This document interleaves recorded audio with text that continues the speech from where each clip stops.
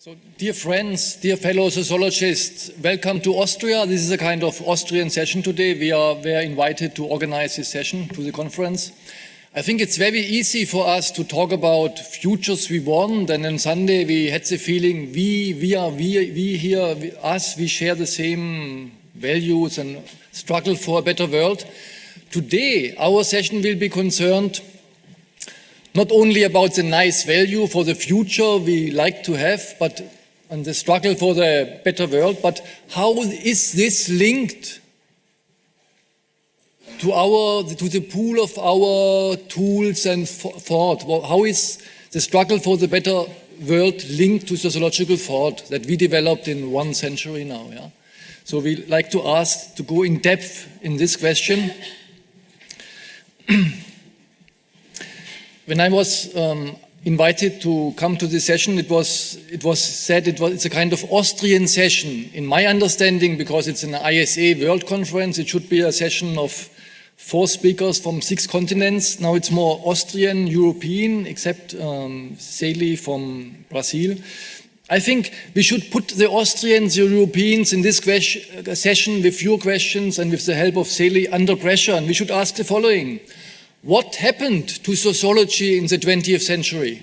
In the early 20th century, when Vienna was an experimental lab of thought, of new music, of psychoanalysis, of logical positivism in Vienna, the logical positivists, for instance, they like to construct a new world, starting in philosophy against metaphysics, constructing a new world. This was a starting point, and in these times, 100 years ago, economics and social thought was very close to each other. Yeah? Today, it's separated. There's economics, they produce the world, and then there is sociology. We complain about the results, what there was produced. So we are asking, what went wrong with sociology in the 20th century? What went wrong with your sociology that was created also in Austria? And for instance, as you will remember, unfortunately, one of the masterminds of the world, of the understanding of world economics and world economy, this is Friedrich Hayek. He was educated and comes from Vienna. So, as you know, Austrian economics is very influential today, but in economics. So, we are asking this kind of questions. Economics, very important. Sociology, no longer important at all on the world level, in my understanding. We will ask them. We will start with Margareta BERTILSSON from the University of Copenhagen. She will ask the questions, as far as I understood it. She will do a kind of self-criticism, a critique of the state of the arts in sociology. Then we have 2 contributions from the University of Economy and Business, Vienna.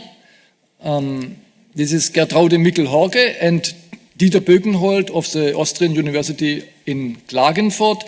Both of them are concerned with the past of sociology in Austria when economics and sociology still went hand in hand.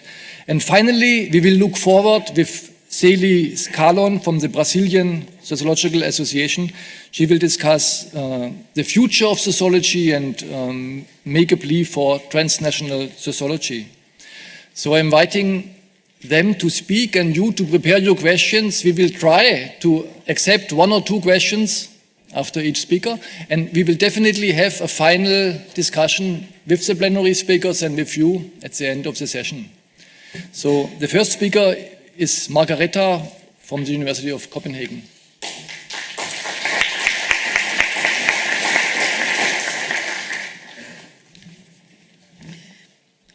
Thank you very much. I feel somewhat nervous, standing in front of the title of this panel session and wonder a little bit whether I can live up to the promises. Let me first thank the organizers for inviting me. It gave me a chance to think of, to sum up things that have been around in my head for a long time.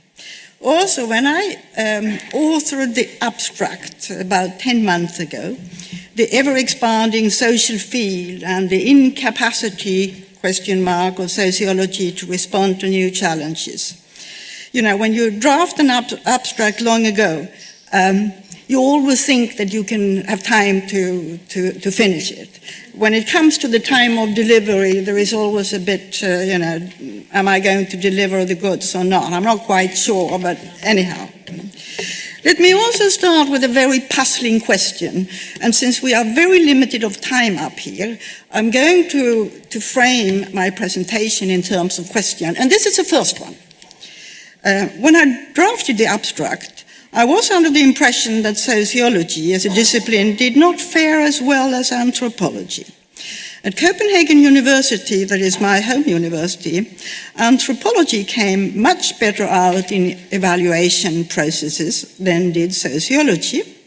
In the ERC panel, where I have been working for a couple of years in the panel session for advanced grant, anthropology was much more successful, really much more successful than sociology, and I was constantly wondering why this was the case. What difference could be traced in the discipline structures between the two fields? Were sociologists more prone to fight among themselves to proper methods? Has our field lost its attraction for the best and the brightest of students? Or simply, are anthropologists more daring, more explorative? I have got a second little addendum. I want to seize on this occasion and dedicate my presentation to two fellow sociologists, both of whom I knew and whose work always stimulated me. Now both have passed away prematurely in the midst of promising work. It is Ulrich Beck. You will recognize his criticism of the container theory of the social in my presentation. And I will also take the occasion to the memory of John Urry. And you will also recognize John's attempts to catch notions of social life beyond stable societies. So, some further puzzling questions. I've got quite a few of them, and you know, if I don't have time, I can always cut a few of them away. It is about the social life of nature. It is about the nature of the social. I'm on the verge of calling sociology a life science, because I think all life necessarily have some kind of sociality about it. So here comes the questions. In New York Times in January, I was reading the following, and my German-speaking colleagues are probably all aware of it, because it's a German forest ranger finds that trees have social networks. And this is a quote. In the deep stillness of a forest in winter, Peter Wohleben, the foreign ranger, found what he was looking for, a pair of towering beeches. These trees are friends. You see how their thick branches point away from each other. That's so they do not block their buddy's sight. Sometimes pairs like this is so interconnected at the roots that when one tree dies, the other one dies too. His book, The Hidden Lives of Trees, what they feel, how they communicate, discoveries from a secret world by Peter Wohleben, has become a bestseller and is by now cited widely, not the least in my own forest-rich home country, which is Sweden. The reference as to the social life of trees, of dogs, of cats, etc., can easily be seen as evidence for yet another critique of modernity, that the cost of domestication of nature, the man-made destruction. But that is not my primary point here now. I'm really curious about the social life of trees, the social life of animals, the social life of cells, the social life of bacteria. And I could end it up. So that's what I'm not into a critique of modernity, although, I don't rule it out. Another stimulus for me, looking back into these things, goes back a couple of years ago, sitting at a restaurant, cheap restaurant in Celi, waiting for food. In the meanwhile, my partner and I will serve typical white, dried Italian bread, you know, that you always get. And crumbs fell down at the table. All of a sudden, several ants assembled. They apparently lived in and under the walls. It was amusing to see how they learned to cooperate in order to pick up not so small crumbs. And we started to do experiment to see how large crumbs we could throw out and to see what happened. And it was just amazing until the owner of the restaurant came over and shaped them all away. And that was the end of it. But it was curious because you could learn something about solidarity, about free rider, where, you know, where did they pick so much bread so that they finally died off? Or did they store it for the winter? Many things could come to your mind here. So the question, where are the limits of social life? What do we mean by the social? Is what we call social ultimately the result of exchanging information among signs, you know, semiosis? I'm an old Pearl scholar, so that I'm fond of going back to various kind of science communication. But that's why I suggest that social life, it's life. And where it ends, we don't know, and perhaps we haven't explored it sufficiently as of yet. And there are many kind of science. There are, you know, this is a little bit Pearl, so there are quasi-science, and those are the science, it's smell, it's touch, it's sight, whatsoever. It's a way of communicating, right? There are design and science when someone screams fire, we're all running away, we take action. And there are logical science, that is to say, language, symbols. And my point is that sociology seems to have become too much drawn into social life mediated by complex languages. Let me have some other puzzling questions here. How am I time-wise? Frank, how many? 5 minutes, 10 minutes? 6. Okay, fine. Let me take some other questions in social medicine. We have quite a few puzzling questions. And this is one. How come that Swedish women, you know, my home country, is a statistical sample, of course, are more prone to develop osteoporosis than, for instance, their British counterpart? Swedish and Nordic women appear at the outset to have a very healthy life. You know, we live longer, we are not overweight and all that. If there is something genetic, then perhaps turning to Icelandic women.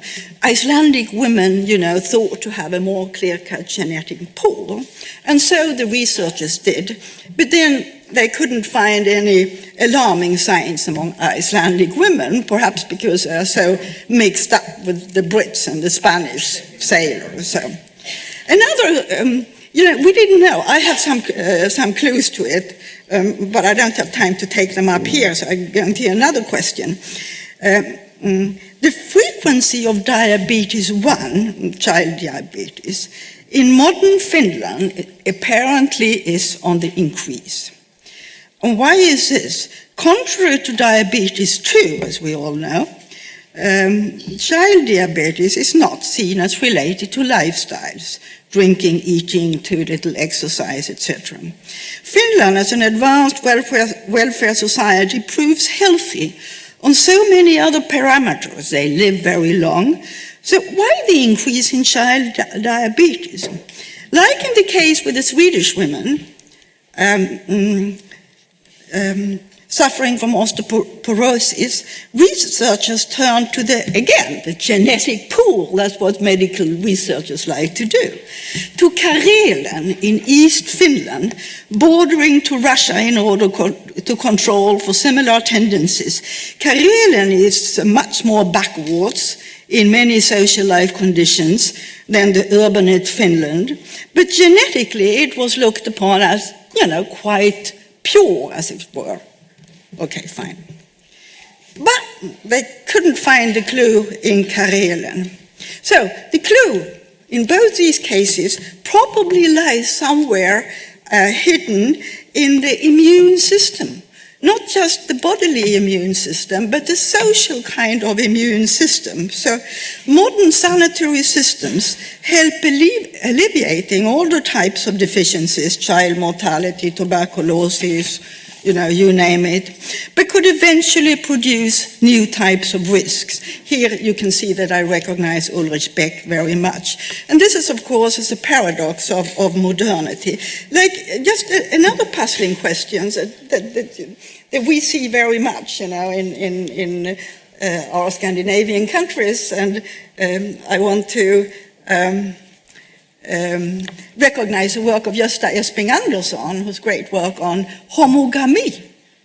Here we are in the societies, Denmark, Sweden, Norway, we speak of Germany. Women have got education, we are entering the universities in broad masses. What's the ultimate result? When we see on the assembling that highly educated people marry with highly educated people and tend over the long run to produce very close clusters, so that the social class differences seem to be on the increase, even if we live in the social welfare system, giving more chance to all people and look at the results. These are troubling questions. They are puzzling questions. Why should this be the case? I think we can give social explanation, but I do think we need also to go a bit further. I shall soon finish, because what I wanted just to say, how the crowd theory has come back in sociology. Perhaps not so much in clean sociology department, but in economics department. I have a colleague in Copenhagen, looking upon the mass hysteria in financial markets.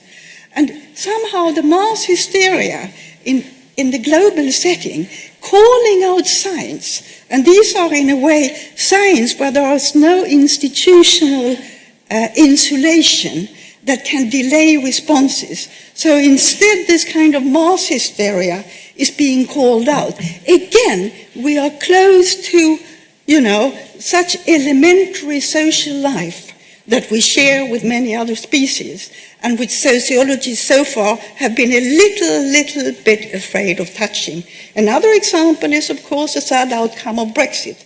But I think I'm going to end, because in the discussion that comes, I want to suggest that what we call social life has a much more profound going back to essential, to nature, as it were, than what we are willing to recognize. And perhaps in times where we speak about globalization, meaning that the institutional framework is loosening, I do suggest that the institutional framework insulate responses.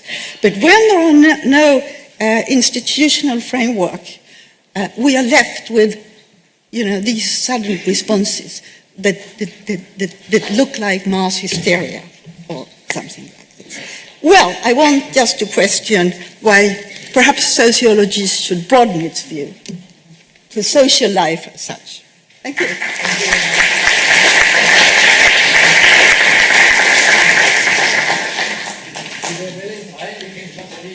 One question.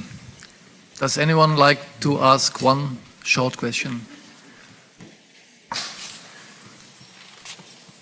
Yeah. Would you repeat it, please, again, with the micro? There's a mic. What do you think Shibutani will say about your questions?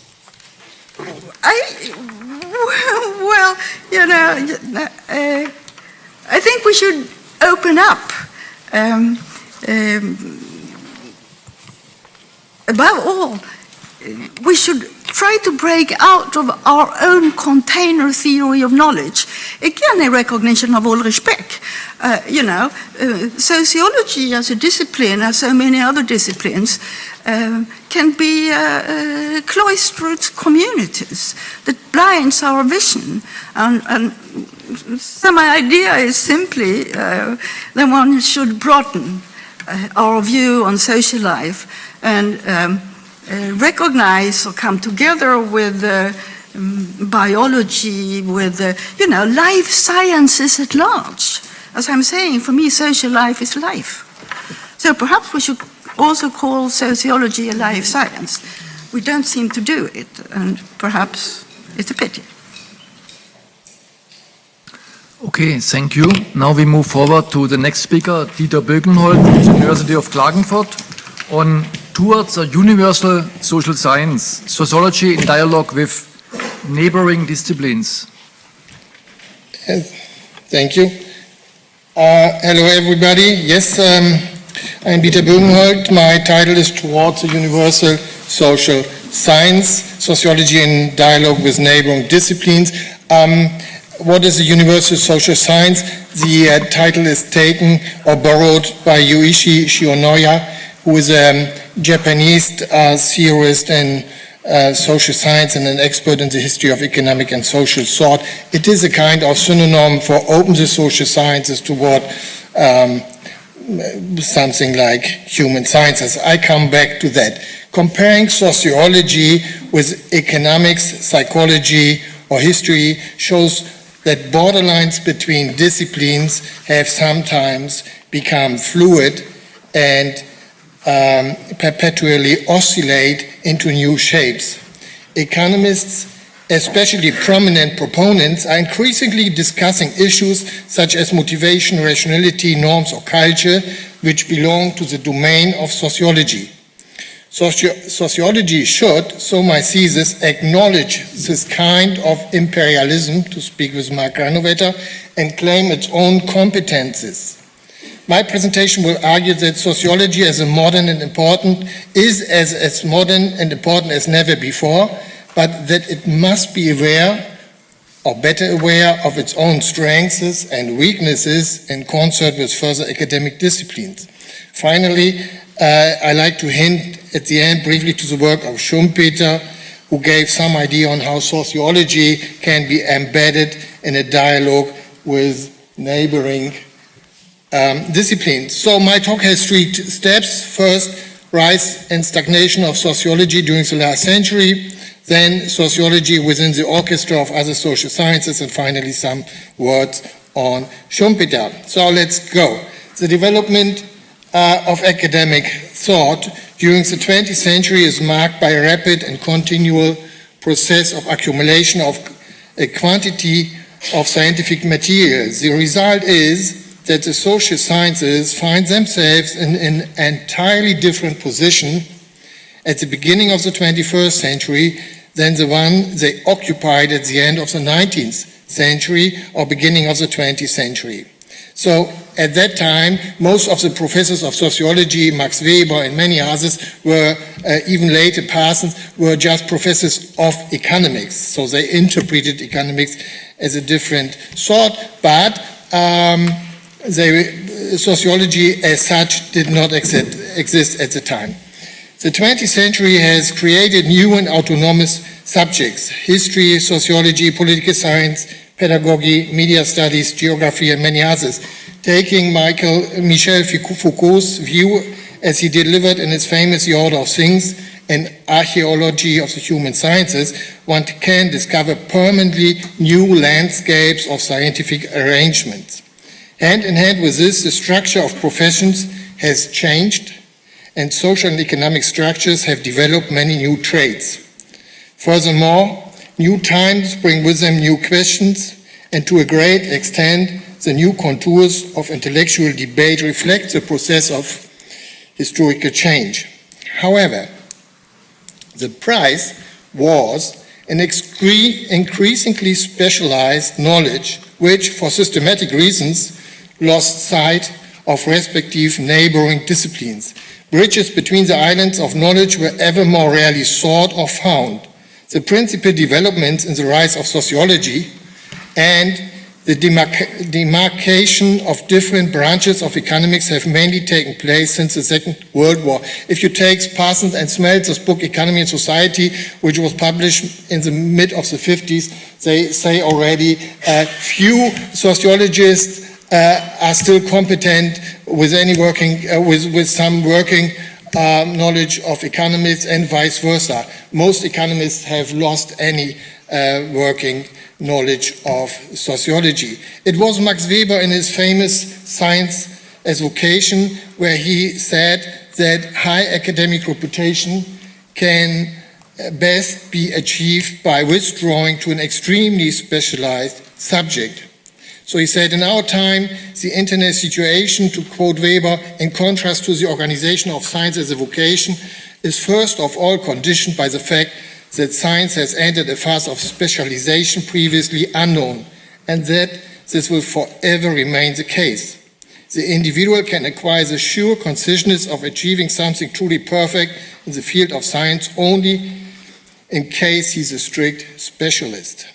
So the subjects multiplied in vertical and horizontal directions, and new subjects and new universes of discourse emerged, each with separate research organizations, global conferences, journals, curricula, academic career opportunities, as well as patents and publication routines. Finally, a vulganization of the research landscape in the social sciences was revealed, indicating a variety of new islands of knowledge, which increasingly shared fewer reciprocal ties and active links of information and communication. So sociology has proven to become a field which reminds us of a patchwork rug with diverse individual universes of discourse. Now the International Sociological Association has nearly 60 independent research committees, 3 working groups and 5 thematic groups, which have their own organizational life under the roof of sociology, without feeling the need to contribute to a common project of ground theory. Taken together, the academic field looks like a diffuse bazaar of ideas, projects, and related people. Instead of coherence, sociology presents itself as a patchwork of fragmented interests, topics, and approaches. And additionally, sociology has evolved into some other different direction. There's not only the professional sociology that is mainly due to the writings of Burawoy, but also the spheres of policy advice and critical sociology, and last but not least, public sociology. Sociology has become something living with and in us. For example, we talk about lifestyles, we talk about classes, family structures, social chances. We were trained as if we were trained sociologists, although without being so. So that is something which you learn already in high school. Public sociology has become manifest in the increased use of sociological terms and public communication. This was criticized by many sociologists, and sociology seemed to have become a kind of mass production for masses. So within the nearly 60 research committees in the ISA, sociological theory dedicated to deal with theory is just one of them. But what does it mean? Even within theory, we have at least 30 or 40 competing sociological theories. To take Jonathan Turner's book on the structure of sociological theory, it has 36 chapters, each one dealing with a different sociological theory. So we have a lot of critique during the last decades on that, starting with C.W. Mill's The Sociological Imagination, Sorokin, Boudon at the beginning of the 70s on the crisis of sociology, Goldner, and just to remind one, Peter Alberger, who had more than 50 years ago published a book, Invitation to Sociology, which was a very charming offense to deal with sociology. He said sociology is not a practice but an attempt to understand. However, about 30 years later, the same author turned his invitation into a disinvitation. 1994, in the Swiss Journal of Sociology, he accused the sociology of his time of having 4 different negative symptoms, which he called parochialism, triviality, rationalism, and ideology. Shortly thereafter, there was a series of critical debates. Alexander and Munch debated about the McDonaldization of sociology. 10 years later, Ulrich Beck, discussing Burawoy in the British Journal of Sociology, he said, all forms of sociology are in danger of becoming museum pieces. Sociology needs to be reinvented. Most recently, also British Journal of Sociology, Richard Svedberg blames the current, I quote him, the current imbalance between methods and theory. He says that methods dominate modern social science. So the plea for theory fits with earlier Adorno's Enlightenment, where he criticized the transformation of sociology. I mean, Svedberg's position is argued from a very different point. But what might a reinvention of sociology look like? That was already the topic in the 1990s when the so-called Gulbenkian Commission for the Restructuring of Social Sciences, published as Wallerstein and others, Stanford University Press in 1996, was published. They said, or the premise of this report was a discussion that we are in an increasingly globalized and digitalized world, and the landscape of the social sciences, including the location of sociology, must be affected by those changes. And it was not only the Gulbenkian Commission on the Restructuring of Social Sciences under the title Open the Social Sciences, but also the Social Science Report by the UNESCO and many others. I quote them, disciplines are classified, the UNESCO report, disciplines are classified under either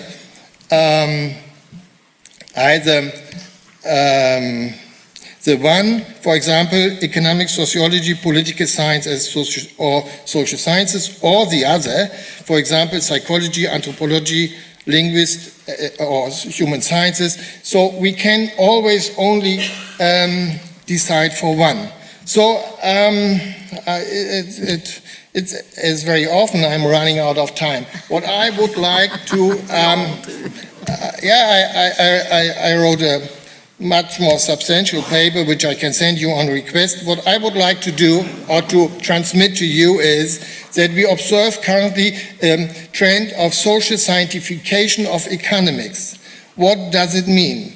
That means that students who start to learn economics are still confronted with the classic textbook knowledge, but all the innovative people who get Nobel Prizes are on a very different track. And we can start a new dialogue with them and to try to reintegrate sociology in a greater project. For example, yesterday we had a talk in the plenary on social inequality. The colleague from Spain referred to economists like Paul Krugman or Josef Stiegler and Thomas Piketty and so on. And this showed me, oh yes, that is right. That is, they have exactly much more knowledge on international and national inequalities than many of our sociology colleagues have. Svedberg gave examples where cognitive science are much more advanced in some aspects of motivation and social action than sociologists are. For example, for further example, Kahneman was awarded with the Nobel Prize, also Simon, Herbert Simon, on his term of bounded rationality. So there are so many links. What Kahneman says is the asymmetry between experience and memory, that here sociology could add very, very well. For example, Maurice Halbwachs or all the phenomenology by Alfred Schütz, starting with Schütz and others. We have so much knowledge in sociology, we should really transfer it to those discussions. Or Amitai Sen as an economist, he's working on the capability approach, which contributed to a better understanding of happiness and well-being. And even this is could be very much interesting for consciousness and for social action by sociologists. So what I like to say, we have a reciprocal integration of economy, society, and culture, which must be better acknowledged in academic reflections as a science of science, so that disciplinary authorities will be defined accordingly. That takes a bit too much. So we have three different thematical circles. We have culture, we have the economy and society, and there is an academic division of competency, so that economy is treated by economics, and with the fields, economics and business administration, there is psychology, and sociology is in the inner cycle, so where society and culture overlap, or where it overlaps also with economy. And then we have the differentiation for time, which is history, and the differentiation for space, which is geography, and finally sociology is a kind of science theory reflecting on all that. And finally, I just want to very briefly to hint to the fact that when we discuss how can to repeat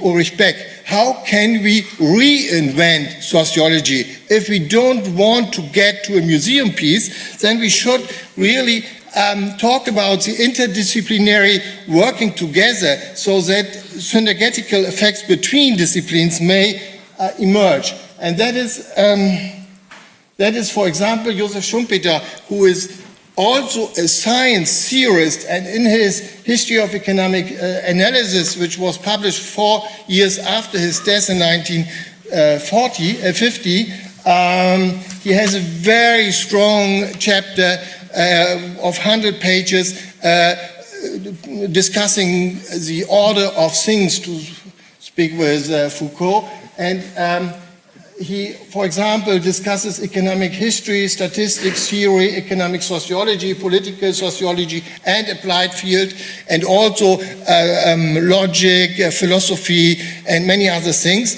I just like to say, look here, he quotes theory in quotation marks. So that is the same as Schumpeter, and also BERTILSSON now did in the journal of in the British Journal of Sociology, discussing what is theory at all. When do we talk about theory? So Schumpeter already said, used it in quotation marks because he meant so-called theory. So we should start with a definition. When does theory starts to be theory at all?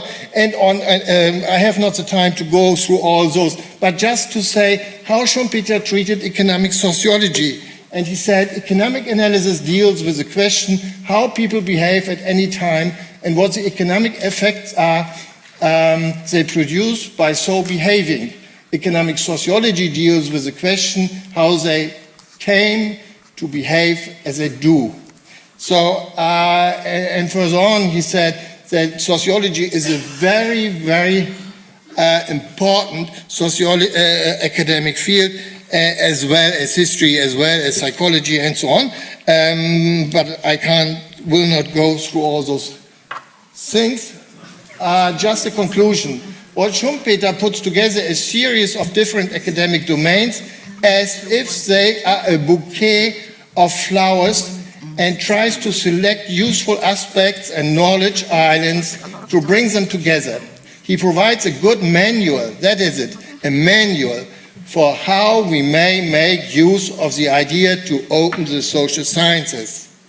And sociology has a very important place in the orchestra of academic sciences to generate knowledge, also to generate new knowledge, but sociology should be aware of its own positioning in the whole setting in order to know its own address and the neighbors which surround sociology. Thank you so much.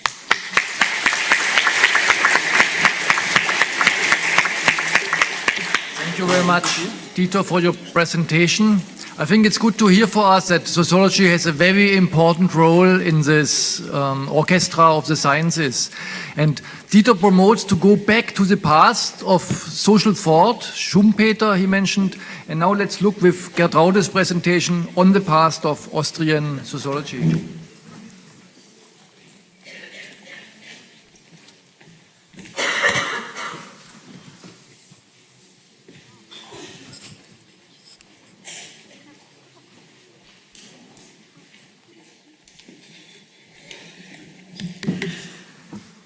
The general topic of this forum deals with the contribution of sociology for a better world.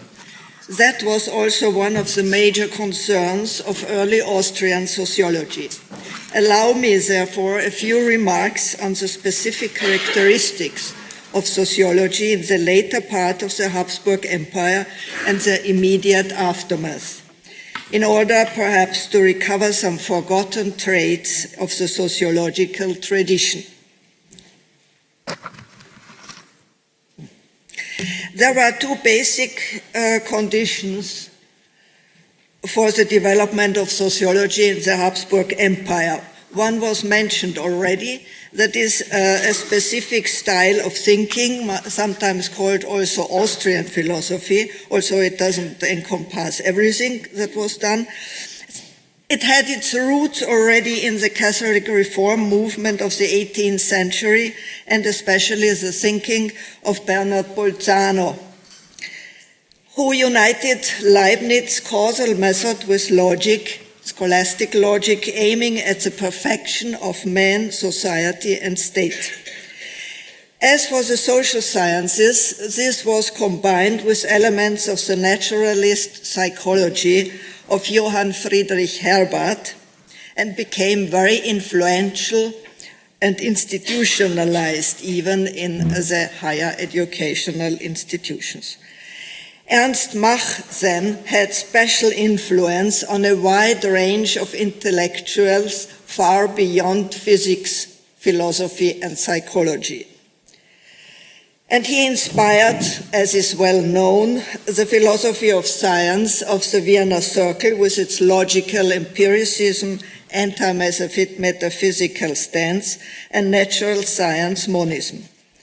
From Bolzano down to the scientific worldview of some of the members of the Vienna Circle and of Mach himself, science was seen as aiming at a positive and active role in the world, and especially at the time at societal reform. The other condition was the fact of the multicultural and multinational constitution of the empire and its overlaying the problems caused by the economic changes and the resulting social conflicts. The state was seen by many intellectuals, especially of those of non-German Austrian origin, as based on group conflict and domination, and law as generated from below through the norms developed by the interdependence of groups. That was apparent in the thinking of Ludwig Gumplowicz, Gustav Ratzenhofer, and Eugen Ehrlich. I just put the names there for your better understanding. And of course others, commonly seen as representing Austrian sociology at the time. And indeed, political philosophers and lawyers were very well represented also in the sociological societies of the time. The situation of the multicultural empire furthered also the development of cultural history, comparative historical research, economic and social history, rather than political history, and of statistics, especially of social and labor statistics. The name of Theodor von Inama-Sterneck comes to the mind with this. Understanding them as social sciences.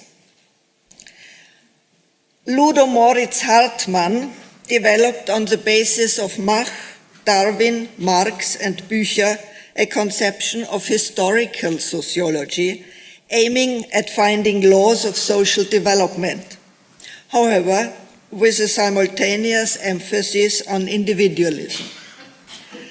Hartmann belonged to a group of social scientists with a socialist outlook and an orientation at changing society through social action.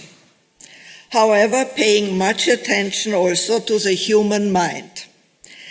That was influenced mainly by the philosopher Wilhelm Jerusalem, a friend of Ernst Mach, who saw sociology at the basis of all sciences dealing with the mind, hence he called it Geisteswissenschaft.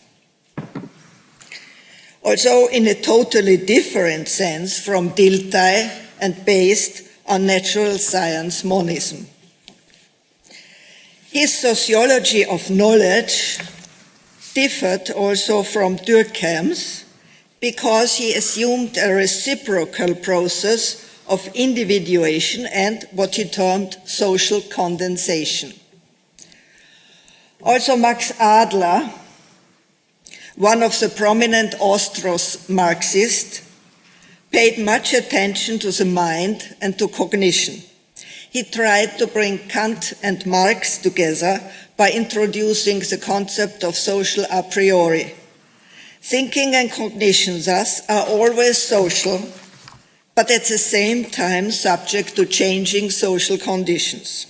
Adler understood Marxism as the scientific sociology of modern society, implying, however, that as the social and economic conditions change, also Marxism or sociology must change.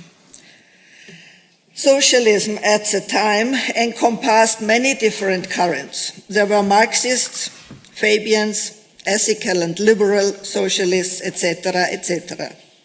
They cherished in varying degrees a vision of scientifically based social action rooted in the Austrian philosophy. What was also very remarkable for the time were the many initiatives to spread knowledge of science and philosophy to the general public outside of academia, by university lectures open to the general public, people's educational institutions, journal articles, and so on.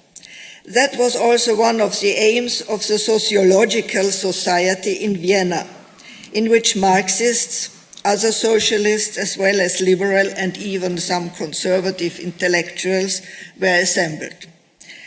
It was founded in 1907, and its leading spirit was Rudolf Goldscheid, who actively promoted also the foundation of the German Sociological Society in 1909, and his insistence on values and on promotional activities for sociology were incidentally the reason why Max Weber distanced himself from the society.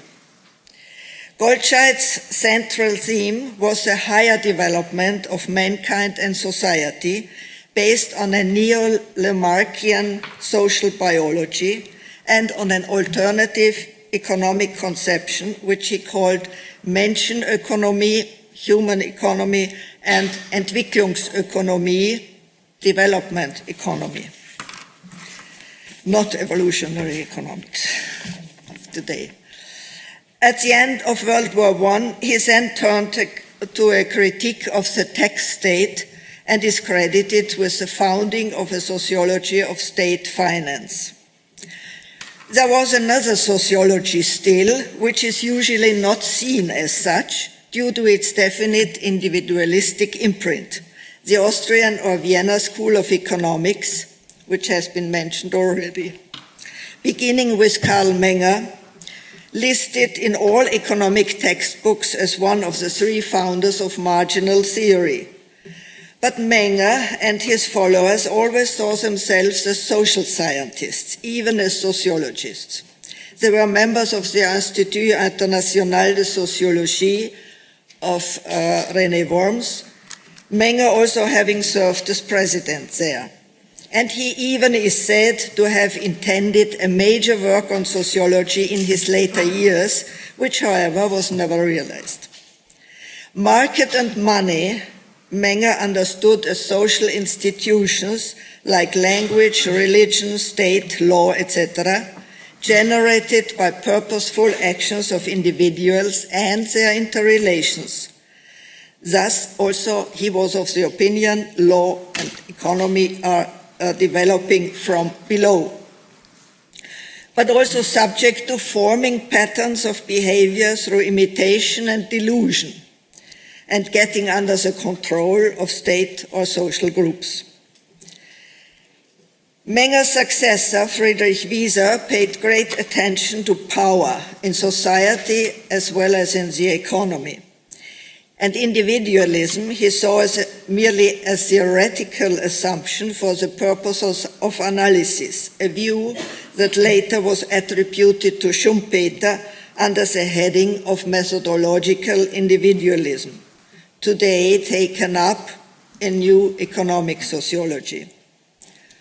Also Ludwig Mises and Friedrich August Hayek, who has been mentioned already, also of a liberal, even a libertarian leaning, were not averse to sociology. Mises drew up a logic of action as meta-logic of the social sciences based on subjective rationality, which at first he called sociology, later praxeology.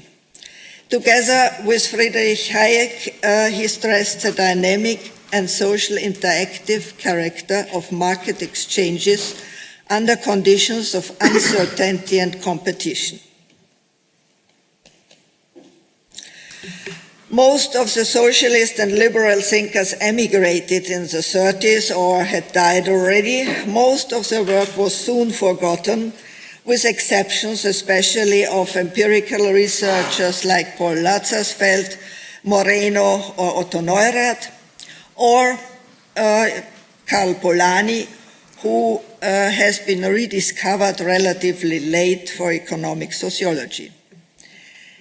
And of course of Austrian economics, which became a heterodox but quite influential school in the United States, yet largely ignored by sociologists, except for its indirectly inspiring both game theory and phenomenological sociology, and partly for the so-called economic approach to sociology.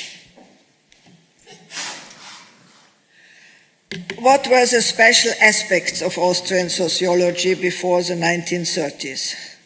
Sociology was then, as has been mentioned, of course not an academic discipline yet. Therefore, there were many different understandings of it, and a close connection existed still with philosophy. There were also no clearly drawn disciplinary boundaries to other fields of knowledge, hence a strong transdisciplinary attitude prevailed. The social was conceived as based on economic, political, cultural foundation, not as a specifically defined object apart from these. A special trait was the fusion of collectivism and individualism in the dominant action perspective, as well as a sense for diversity and contradictions of power and conflicts. And there was an emphasis on change, processes and evolution that were based on a feeling that the world then was undergoing a major transformation. And there was a strong inclination, especially among socialists, to understand sociology itself as a social movement, at least as a scientific basis for collective social action to build the society of the future. This was based on a faith in science and its importance for the world, which has evaporated long ago, at least with regard to sociology. The world has changed greatly since then, but there are similarities in the general themes. What with cultural conflicts, the problems of multinational integration, the rise of nationalism, economic inequality, gender inequality, the power of large corporations, of the dominance of finance, the unequal development of world regions, they all were issues already then. However, the historical setting and the concrete form were different. Also, our own time is in turmoil, some say in transition. The many problems of today have been mentioned repeatedly in this forum, and it has been said also that we have the tools to tackle them. But I do not wholly agree. Sociology, it is true, has progressed since then academically, technically, professionally, but this has led also to a high degree of self-referentiality and a great dominance of methods and standards of research that must be observed in order to find acceptance in an academic professional bias market. In the field of theory, we still continue to rely on concepts of society, industrial, post-industrial, or otherwise, on structural analysis, and on a thinking inspired by Western views of social order and development. Adler's insight that sociology must change with the real problems raises also for our own time the question whether the theoretical and conceptual foundations of sociology are still appropriate and adequate for the fast-changing, diverse and conflict-laden global world of today. The struggles for sociology in its formative stage can, I feel, help to understand that sociology must reinvent constantly. The look at its history can make us free from tunnel visions and also for reflecting for what it can or should do in and for the world. In this connection, we must admit of a decrease of public awareness of sociology, especially as it had shifted in the neoliberal period to economic models and technologically based knowledge. This age of systemic crisis and social crisis, as had been called or differentiated, is, I think, therefore, a chance to get back the interest and attention of the people outside academia again. Thank you.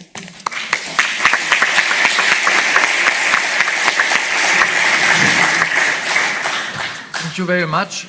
Now again we can take one or two very short questions.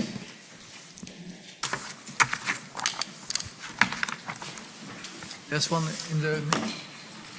Okay.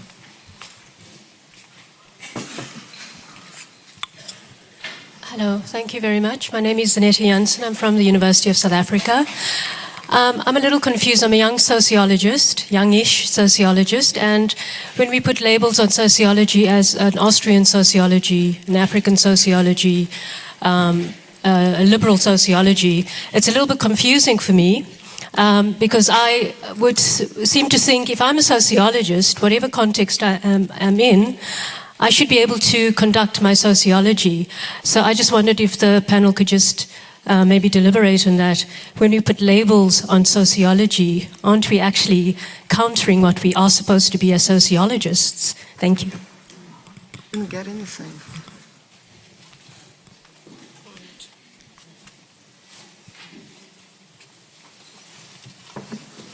Yeah.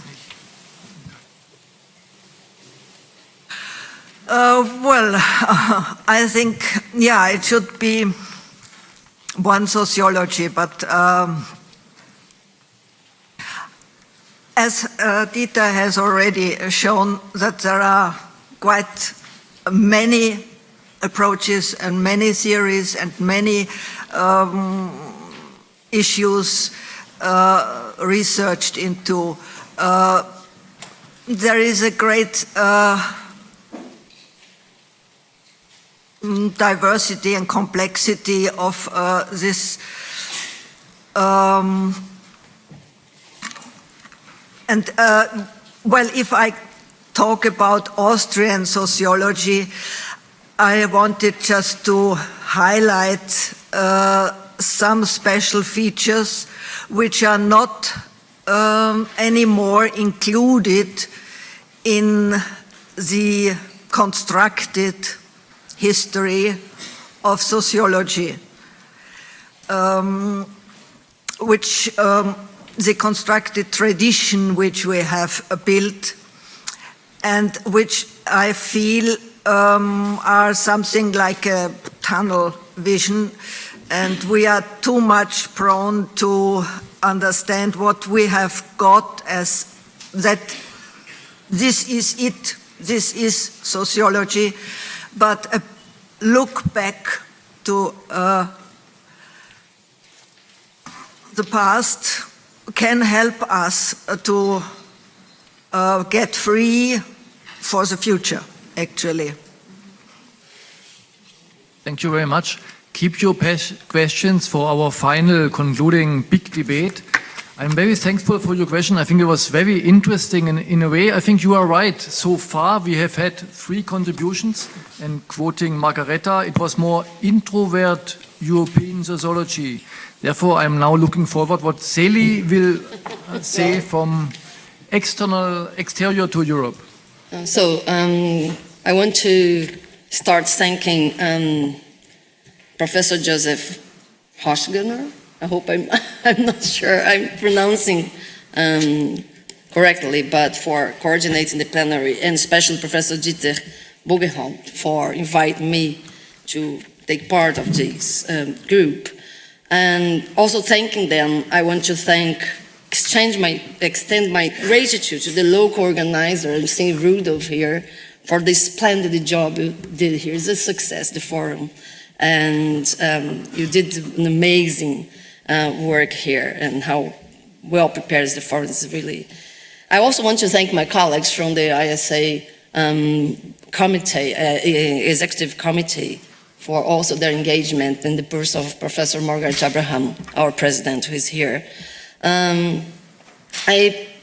started to acknowledge that this speech is part of it is a result of a paper that I wrote with colleagues. I see André Salata here is one of them.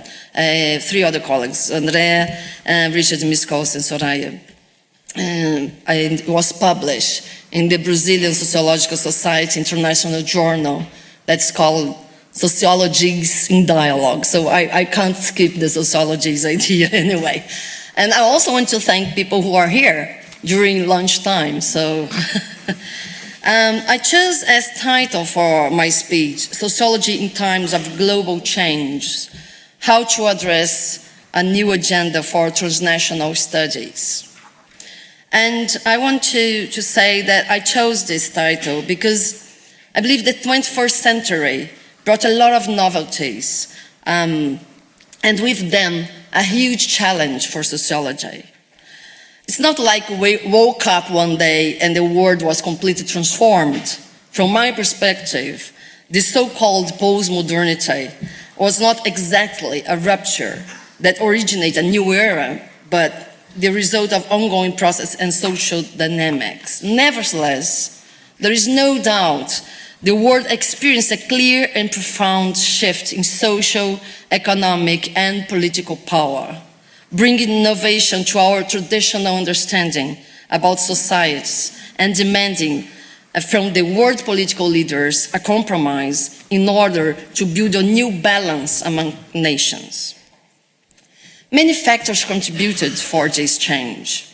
Emerging countries came to the international scenario as influential players. Mobility around the world became more frequent in a way that borders seemed to be blurring, improving diversity and increasing cultural contact. New medias and technologies intensified and accelerated communication and information exchange. The global consumption market created standardized products, engendering tastes and converging styles. We became more connected and aware about our difference, as well as the similarities among societies. Unfortunately, not all effects of this connection are positive. In many cases, the outcome was less tolerance, more discrimination, and growing segregation. Cultural contact often turns into cultural clash, followed by escalating xenophobia. Many believe we can still trust the nation-state limits to keep away the strange, the unknown, the other. In Europe, recent events showed people are skeptical and seem not ready to adopt supranational models of organizing economics, politics, and social life.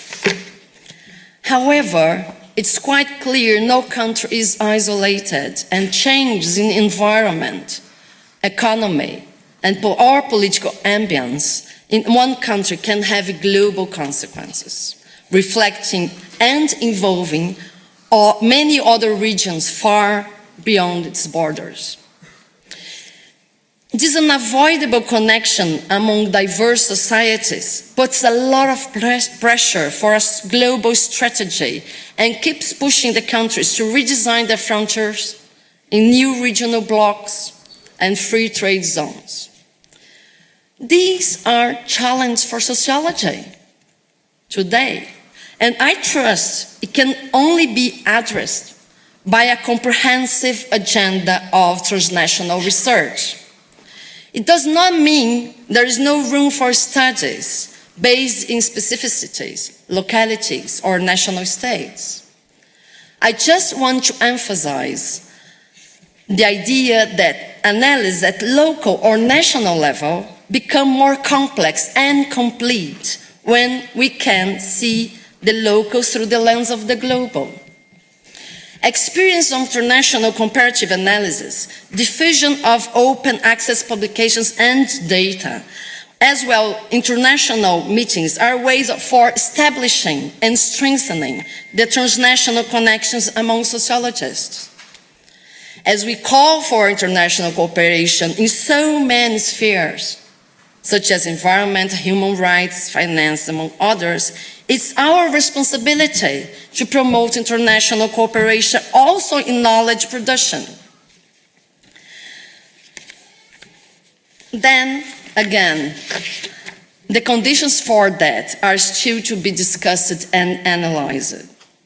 Redefine of geopolitics of knowledge in the field of sociology, even in the face of these deep transformations that have been taking place recently, is not an easy task.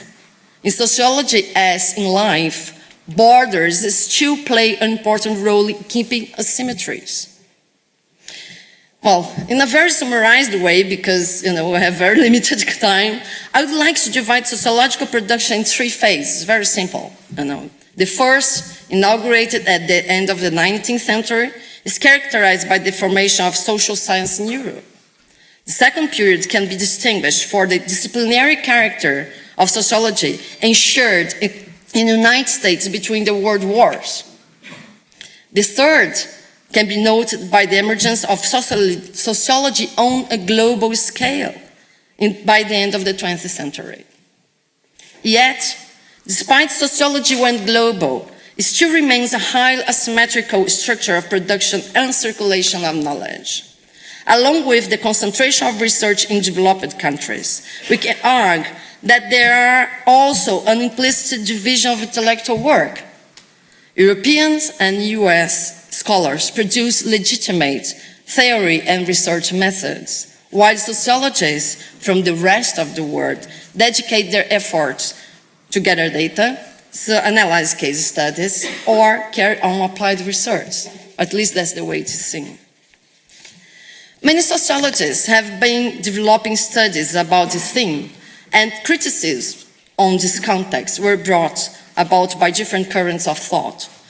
Regardless of the diverse perspectives of analysis, there is a common understanding that the production and circulation of sociological knowledge should be placed in a global perspective.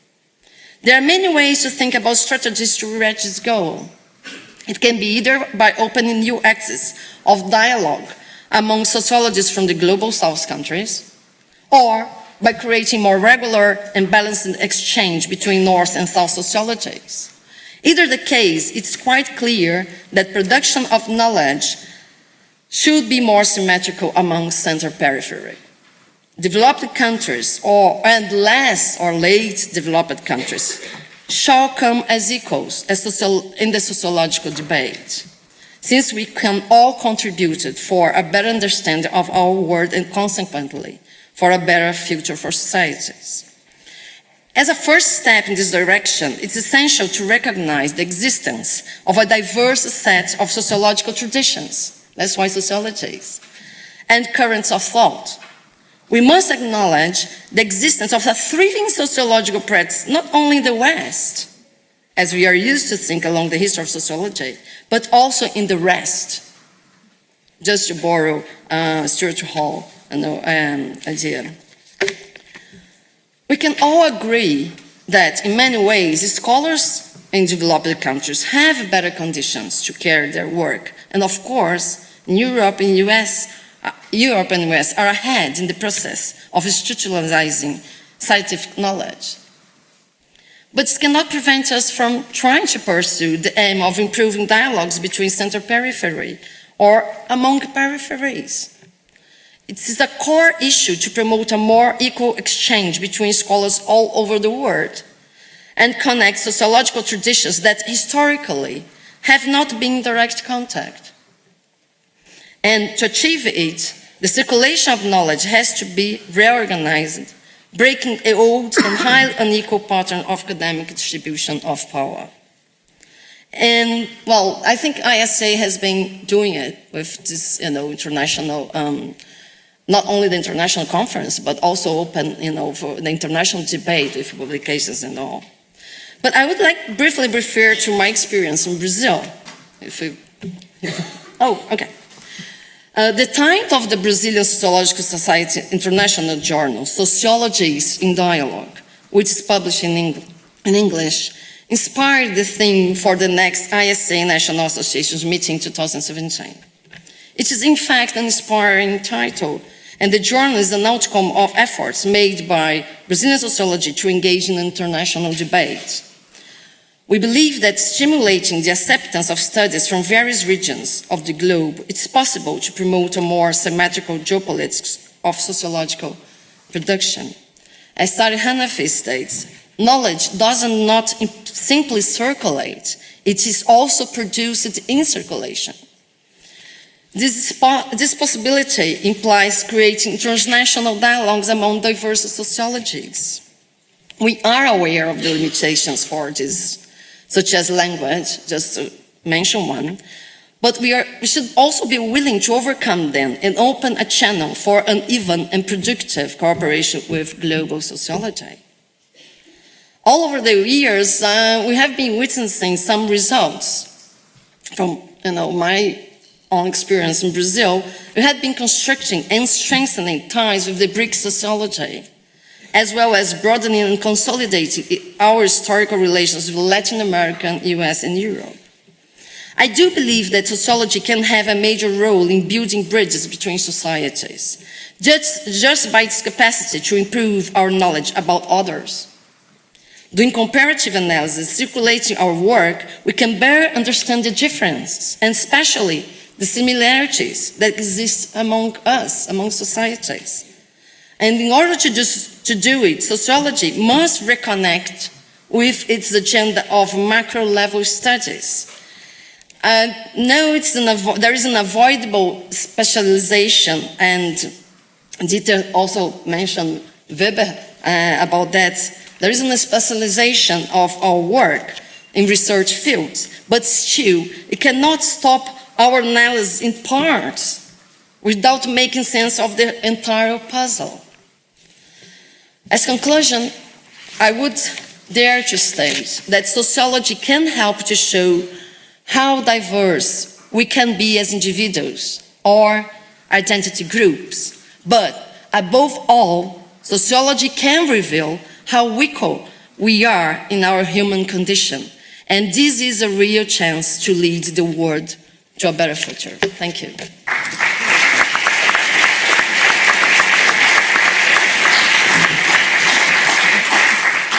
Thank you very much, Celi. On the one hand, we have the struggle for the better world. All of us like to join.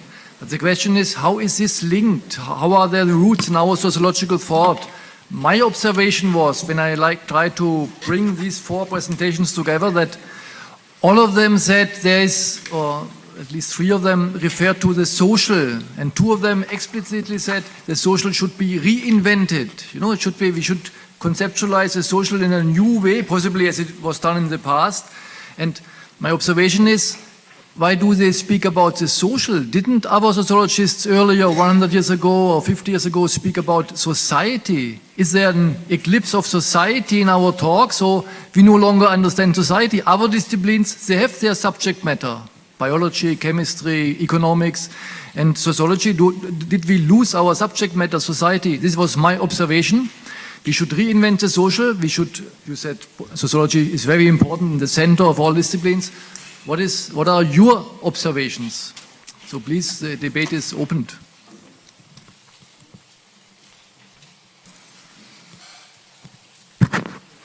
In the back.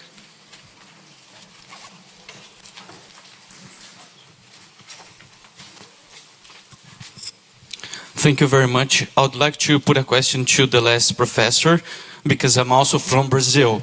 And then you said that only Europe and the United States produce the recognized and legitimated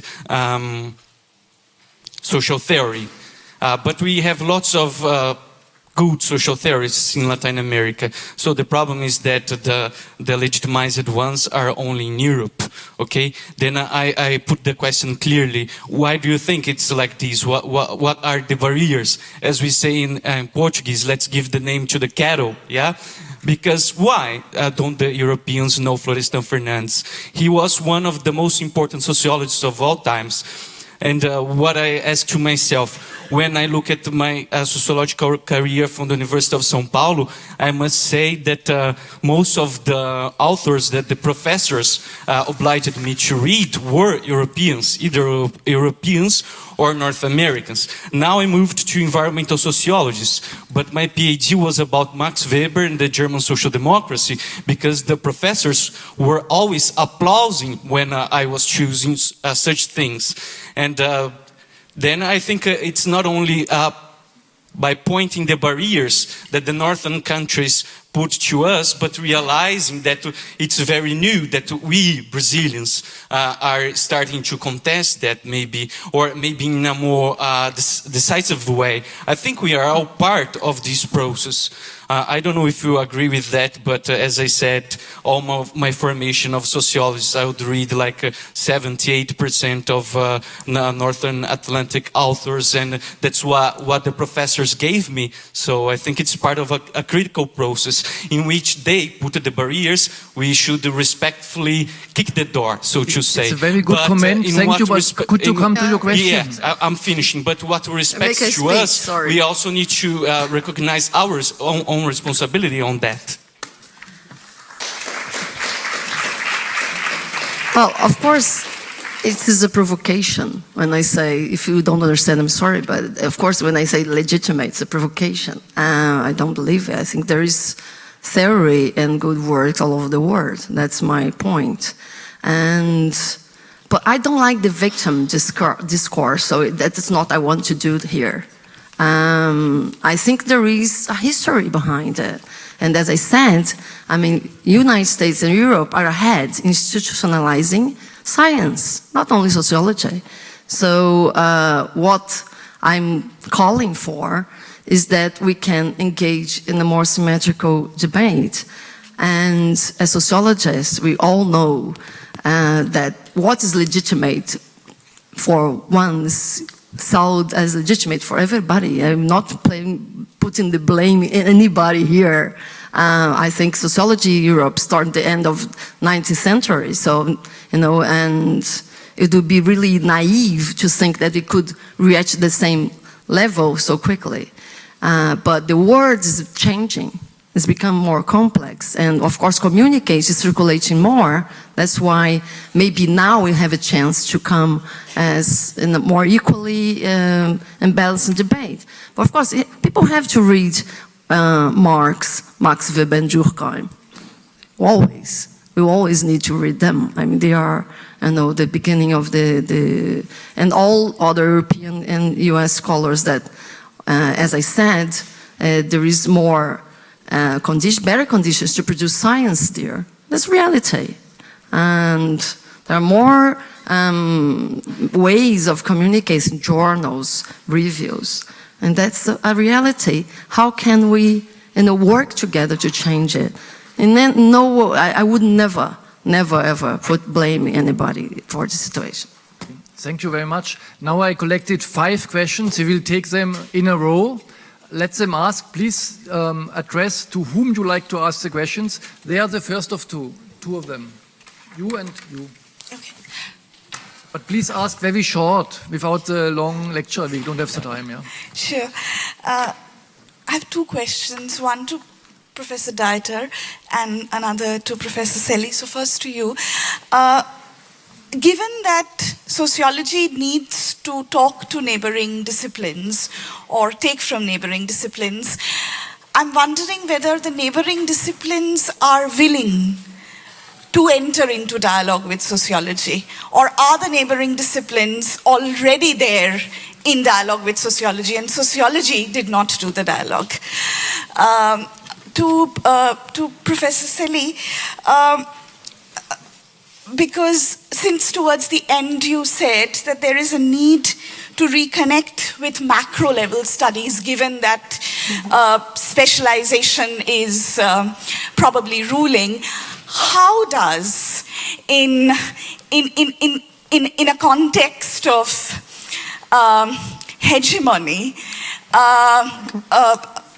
the local make its presence felt with all its complexities in the macro? Next question, please. Close to you. I think we've got a problem of identity, and I'd like to ask a question to everyone. I agree with Berger that, any comment, not for everyone, anyone can comment, with Berger that we've become parochialistic, even if you see literatures. I mean, I know we couldn't be multilingual, and I don't want to impose English or any other language on the world. However, languages tend to divide us, and people coming from big countries tend not to read literature from other countries unless they know French or English or something else. So I think this is a problem. Secondly, I think we've been fashion-driven. That is, we move in favor of the latest current. We follow Derrida and Foucault. I mean, if you don't mention them, you're a zero. And again, we are speaking about the cross-breeding or cross-references between social sciences. And many of the people being quoted by sociologists today are not trained sociologists. They're either philosophers or historians and so on. Foucault is one of them. He's a historian. But he's the godfather of sociology. Thank you. Here's the third one. I would like to have some more time. The background is that most sociologists, and we'll take Latin America, let's take Sao Paulo, our texts come from Europe. They call it Estudios Sociales. Roger Bastide that founded that in Sao Paulo. And the text will become Durkheim and so on and so forth. So today there is a line that I think is opening for the future. Boaventura Sousa Santos, what he's saying, dialogue between different kinds of science. So Margareta would be, human sciences, social sciences. Was the breach there? Are we, there? But not only the countries or cultures, but also learning from the street, because the street is producing knowledge. All these collective assemblies are producing new knowledge about the problems that they are facing in what is critical times today. Could be in Plaza del Sol, could be anywhere. And then, of course, the knowledge that it's from indigenous peoples that have taxonomies better than Linnaeus taxonomies. So this kind of dialogue today is a possibility that requires knowledge, from the old Vienna school and so on, from different disciplines. But this is a new possibility. And I think Boaventura Sousa Santos is pointing to a possibility.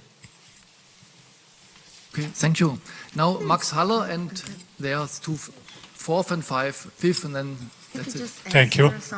I found the presentation by Celi SCALON very important to point to global sociology and the need to have a global perspective. But I think we missed really a chance at this conference here. I must accuse myself as a member of the local organization committee, but we had now 4 panels or so, and only about 20% of world sociologists were on the panel. We had only European and American sociologists speaking. But in fact, we know that in China, maybe in the Arab world, in sub-Saharan Africa, sociologists are very critical of Western sociology. I've been teaching myself in Tanzania using Parsons' papers on the family. And it was so difficult. It's so far away from African reality to how he describes this nuclear family in the United States. That does not exist in Africa. So I think for next congresses we should have much more focus. It's very difficult to get sociologists from those other continents and cultures, but we must try this harder next time. Thank you. Okay, thank you.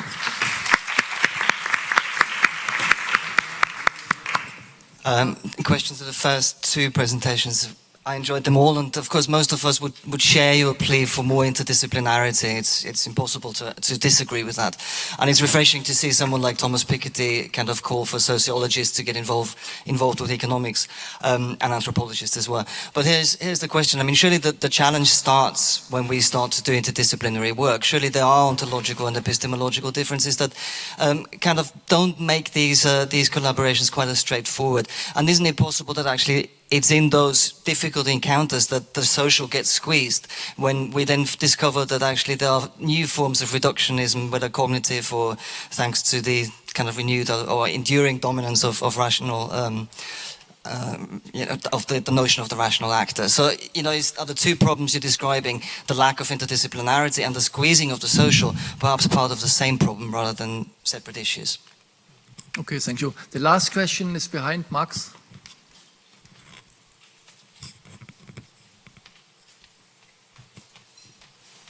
Okay, thank you very much. Very shortly, I've got the question addressed to the second speaker, and I would like to challenge him to specify more clearly what is conceived under the notion universal social science. What does it mean? Is that a project of integrating all social sciences into one, and what would be the position of sociology within such hierarchy?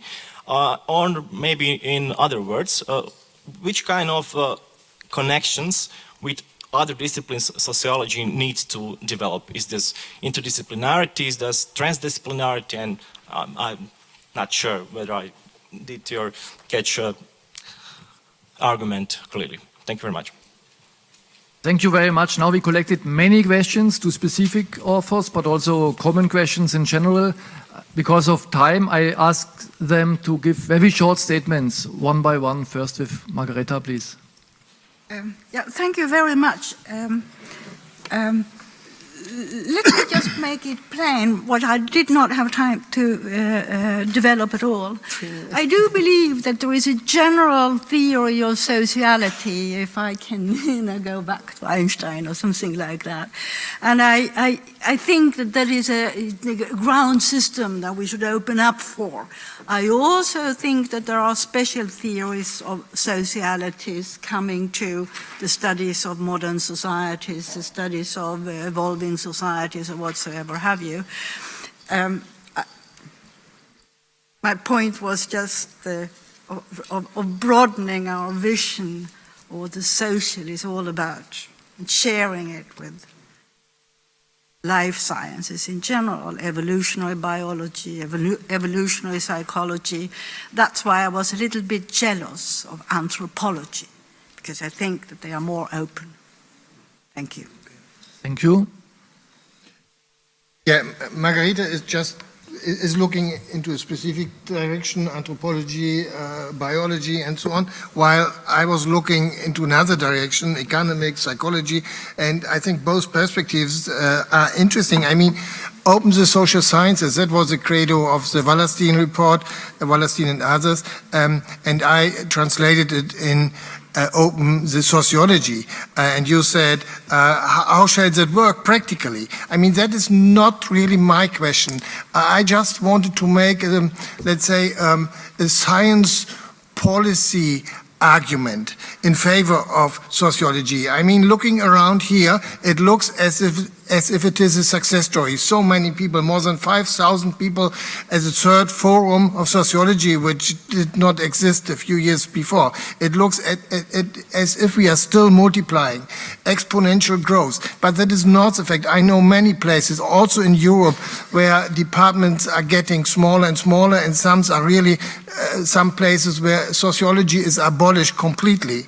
And I know what is going on. So people really lose their job because people in the policy, at the policy level and ministries say, oh, sociology is something which can everybody do, and that is not a really hard science. So therefore, I would like to say sociology is much better than many of us sociologists really know. For example, just one example,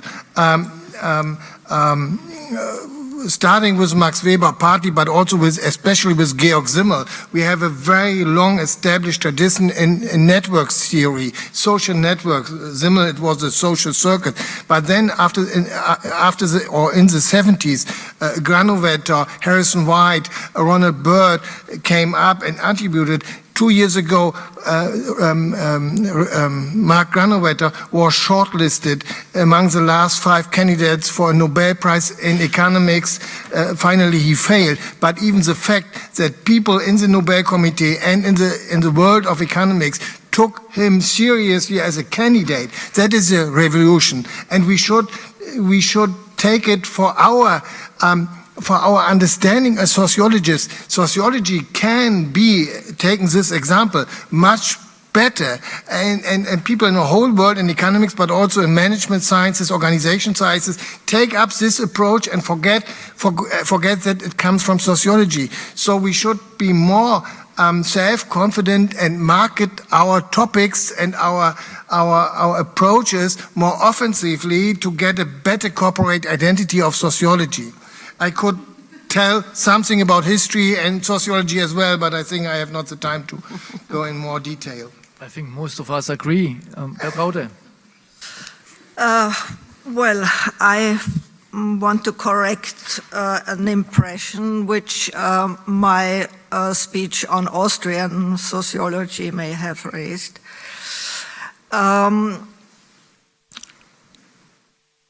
I did not intend to stress especially the European or Austrian tradition of sociology. My ideal is rather also to come to a global sociology. But I do not think that this can be reached so easily. This cannot be reached by just looking at the academic achievements of sociologists, professional sociologists all over the world and collect them and so on. But I feel that we have to somewhat go back and go into the histories of social ideas of many regions of this earth. And from there build a new global sociology. You know, not just from the European heritage. That was good and great for a certain period, but we have passed this period. We have gone over this state. And I think we should combine the histories of pre-academic social thinking of which are there all over the world, in all countries, in all cultures, yeah? And from there come to a global sociology. Celi. Well, I try to be very briefly. I think science is not disconnected from social life, or economics, or power, or politics. Everything is here. So I think if there is an asymmetry, it is a result of asymmetries in social conditions for science production, you know, along the history. It's not evil person or not evil, you know, power behind it. It's just the social conditions for producing and disseminating a scientific knowledge. It was different, and we came to this time, as you said. I mean, now things are different. We can communicate quicker, can communicate better, can exchange more. So about the local, how to express and recognize in the context of hegemony, I always wonder why you are so specific. Why you are always so different, so specific. maybe we should challenge our idea of specificity, and particularly, maybe are not so different, so specific, and try to connect our work with a broader understanding of society. I just want one half minute to say there is an interesting history, because when Fernando Henrique Cardoso was producing the theory of dependence in Brazil, there was a team of sociologists in Austria doing the same stuff, but they never got to know, because they couldn't connect, and there is the language barrier. There is only when the theory of dependence was published in English that the Australian knew about that. So I think we can now, it's a different time, so we can be more, we can produce knowledge together. That's why I don't like the idea of Brazilians coaching Brazilians, South Africa coaching South Africans, and so on. I think we should really come as a community and produce global knowledge in sociology. And sometimes I wonder why it's so easy to understand the cultural connection, but sometimes so hard to understand how to do the scientific connection. I think we can all learn from each other. That's what I would like to achieve. Thank you. I suppose the struggle for a better world will go on, but I also fear and think that the debate among sociologists will also go on. Thank you very much for listening and discussing with us.